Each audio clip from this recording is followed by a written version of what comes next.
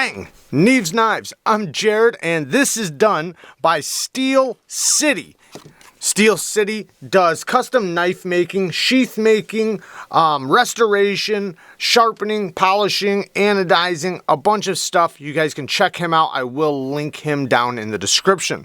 Now, this is specifically made for self-defense, and I think it's pretty awesome. He said he did a lot of research and testing and everything, and this is something he came up with for something that's very easy to conceal, something you can get to rapidly and use in a deadly way. Now, this little ulti-clip is made to clip onto your pants, not your belt. So you would tuck this right behind your belt buckle and clip this part to your jeans, and the handle will be poking out. This is how I would carry it personally. I would put, that's where I would put it, right behind my belt buckle in the inside where I can easily get to it, because my hands naturally lay in my lap, right? So it's going to be very difficult to stop me from grabbing something directly in my lap or directly at my belt buckle area, right? I wouldn't want to carry it on the side, because what if my thread is from the side? I might not be able to get to that side. Or scout carry, I might not be able to get to my back. So this is going to be great for that. Now, I will say, when I think of self-defense knives, I think of them as more of a whatever a firearm can't do, right? Now, some people can't carry firearms, and that's great. Then something like this might be perfectly acceptable for everything. But, a lot of times your knife is the thing that the firearm can't take care of, meaning like if a belt's wrapped around you in a car accident, you can cut it off. If maybe you have a wound and you need to get to it really fast, you can cut your clothes off.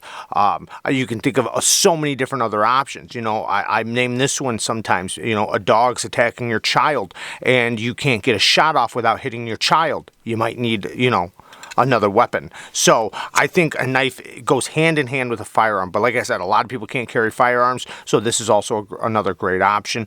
And is it the most practical? That's for you to decide. I know everybody has different thoughts on this subject, but I think at least being prepared as much as possible, do as much training as you can, and etc.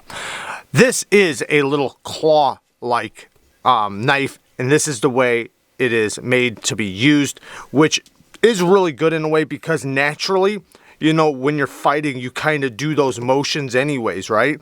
Let's just like some knives are designed for the punching.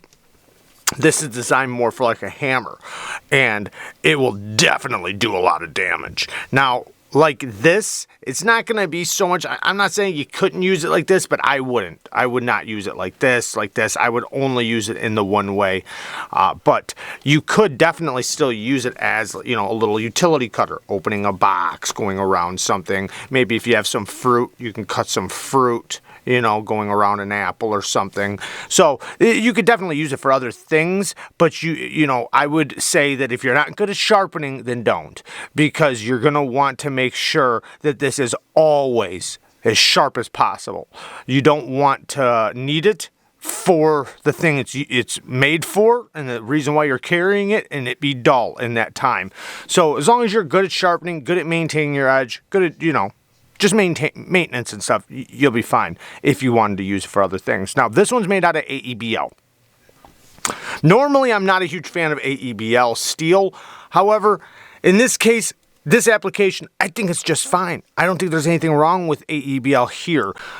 But AEBL does not take, in my opinion, from my experience, the best edges, especially when it comes to the finer edges. So I think they should be left around a coarse grit. Now, they do really good at fine geometry, the steel itself, but that's why I prefer the 14C28N, because in my opinion, it just takes such a better quality edge and just a far sharper edge, especially at high grits. But if I was going to sharpen this, I would just keep it at a coarse grit. That's it. Just keep it at, there's nothing wrong with that.